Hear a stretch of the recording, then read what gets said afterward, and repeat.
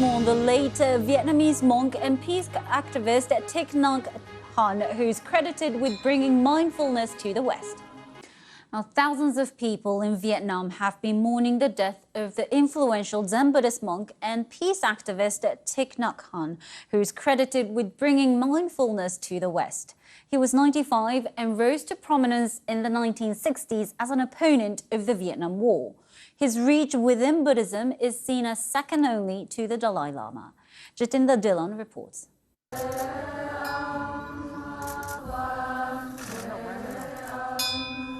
In Vietnam's imperial city of Hue, mourners chanted as the Zen master who brought mindfulness to the West was carried high on the shoulders of monks at the Tu Hue Pagoda.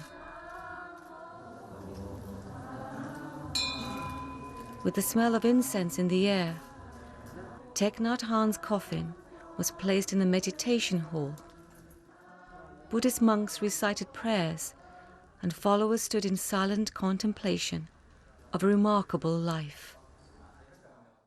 The prolific Buddhist teacher and poet, with a gentle yet powerful voice, turned peace activist in the 1960s and opposed the Vietnam War. He would end up spending nearly 4 decades in exile in France. Thích Nhất Hạnh persuaded civil rights leader Martin Luther King to speak out against the conflict. King called him an apostle of peace and non-violence and nominated him for the Nobel Peace Prize. We can very well describe the practice of Buddhism as the practice of a kind of art, the art of being peace.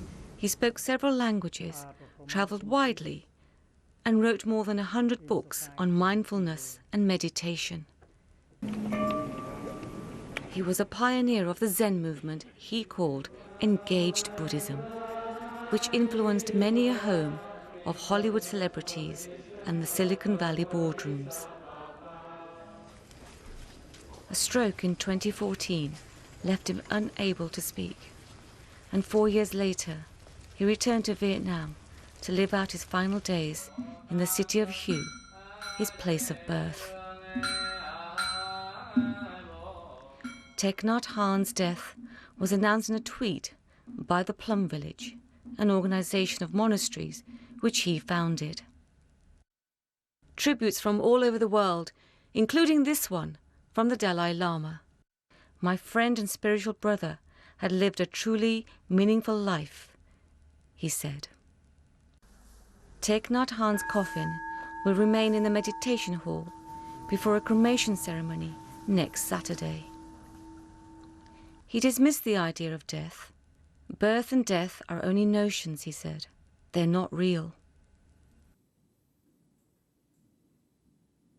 That report by Jatinder Dhillon reporting on the death of Zen Buddhist Thích Nhất Hạnh, who was obviously a very influential figure in Buddhism and beyond.